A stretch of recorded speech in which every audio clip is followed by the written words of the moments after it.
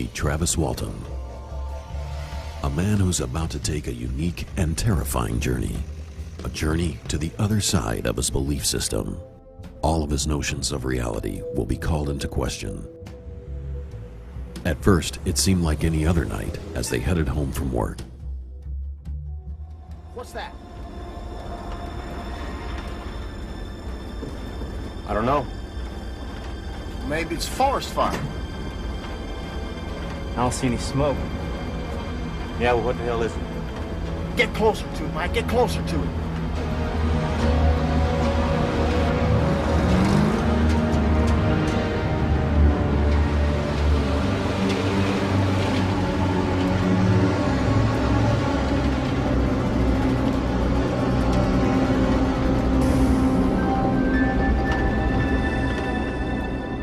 What we saw was not that far away. I mean, we could see this thing. It was clear, it was distinct. It wasn't just a point of light in the sky or anything like this. This was very close. You could have thrown a rock and hit it. I was scared, but like everyone there, but I got out and went towards it. That might have been a foolish thing, but I was thinking this thing might take off, you know. I just wanted to get a closer look, and I figured this would vanish. Travis! Get back in here!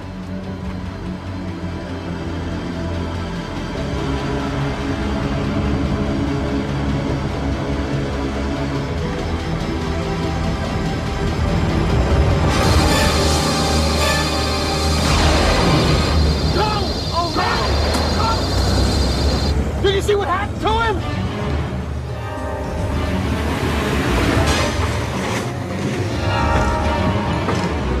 They killed him! They're gonna kill us too! Shut up! Bobby, just shut up! We gotta go back. No way, Mike! Are you crazy? After we'd put maybe a quarter of a mile distance between us and it, I suddenly realized what we had done, and I realized that our friend was back there, that I'd left him there. So I stopped the truck, and several of them didn't want that at all. And I says, well, we have to go back. He could be hurt, obviously is hurt, and we can help him. We went back to the site.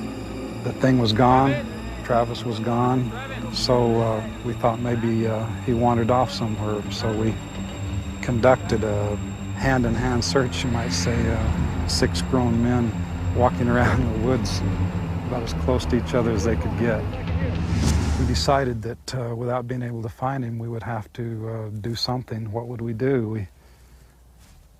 All we could think of was go to the authorities. The sheriff arrived and listened to their story. He was cautious, but not completely disbelieving. He decided the only thing to do was to go back up the hill in the morning and look for Travis. 3 of the guys had no intention of going back up the hill. They wanted to stay right down there where they were. And so me and one other fella and several of the sheriff people went back up the hill and covered all the roads below and above, and we looked for tracks, we looked for sign, we listened.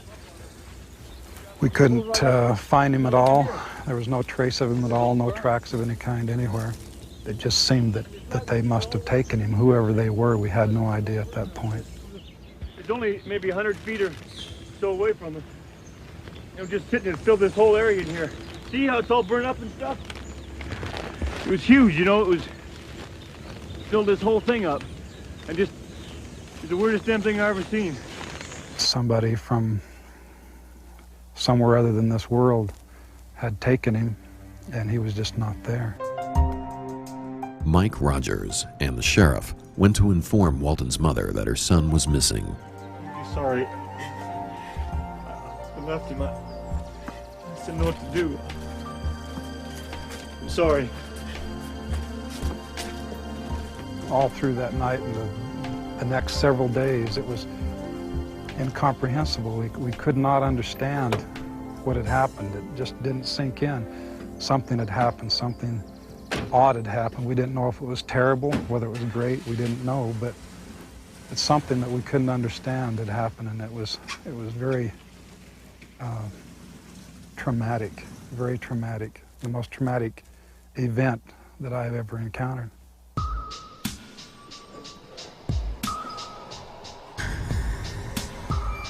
The sheriff from Holbrook expected that the men had murdered Travis and buried his body in the woods, and that they were using the UFO story as an alibi.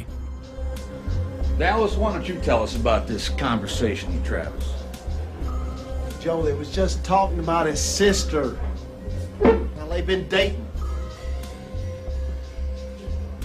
Do you have a problem with Travis here, son?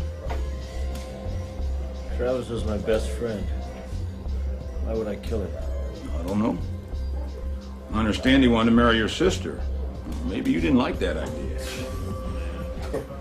If you boys are all telling the truth, why not take a lie detector test? It's fine with me. Hell yeah, I'll do it. Well, good. We'll get to the bottom of this yet. A few days later, the polygraph examiner gave an official report. They told Mike Rogers that this was the first time the polygraph examiner had such a large number of subjects regarding the same event. He said his findings positively proved the men did see something they believed to be a UFO. No. Did you see spacecraft? Yes, I did. Later, Travis returned with a remarkable story. When I felt the numbing shock, I blacked out, and the next thing I knew, I regained consciousness. Not quickly, sort of gradually. My head wasn't real clear. I was in a lot of pain. I was laying on my back. I didn't know where I was. I remembered what had happened in the woods as I was regaining consciousness. I was trying to figure out what I was and what was going on. Maybe I was in a hospital or something, that I'd been hurt.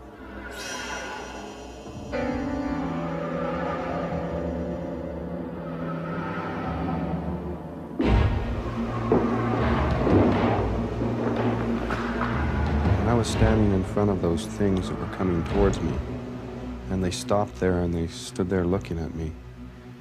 These huge eyes just seemed to just look right through me. I didn't get any impression of emotion. It was a very detached sort of just observing sort of thing, but it seemed like they could see everything I was thinking and feeling. Very disturbing feeling to feel so exposed. These huge eyes looked at me, and when they'd blink, and on an eye that big, the eyelid just slid down and opened like a window opening and shutting, and it just had the strangest sort of feeling. I couldn't bear their gaze.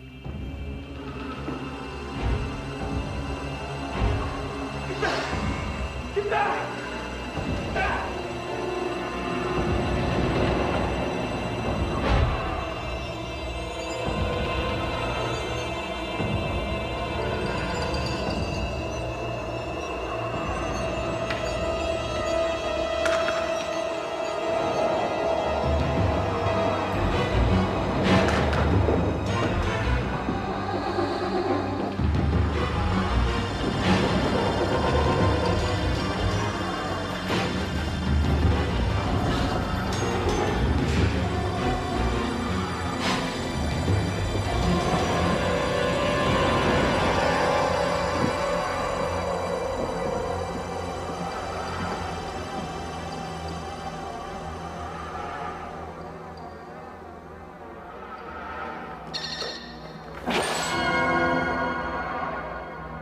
There was a lever there, and when I moved that, the star pattern appeared to move.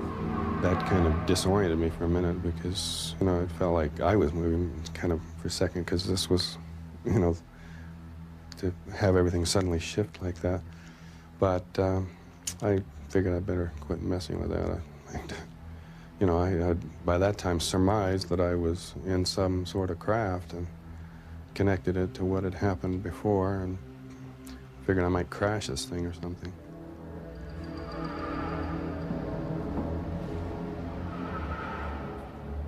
This person was not like these humanoid creatures that I'd seen earlier. This looked like a human being, looked like a man in a blue uniform. I went up to him thinking, you know, that I was being rescued, that I was being saved, that this was a person, you know. I started asking all kinds of questions. Where am I? I mean, where are we? And who are those things that I saw? Talk to me.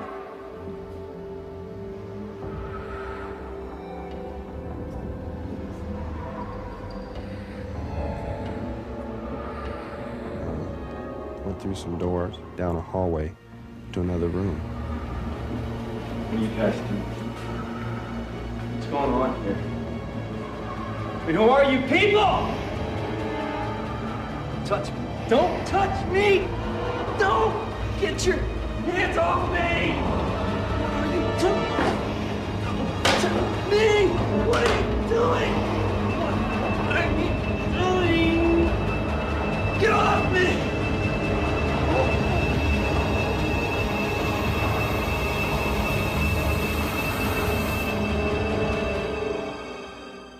5 days had passed before Travis returned.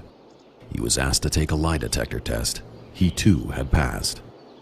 Little did he know that this event would cast a shadow over the rest of his life. The thing that has brought more frustration and pain into my life as a result of all this happening is the fact that people can't see me anymore, me as a person. I get a feeling of invisibility because of this thing. Every contact I have with people is covered by, is filtered through the distorting lens of something that just happened to me 15 years ago.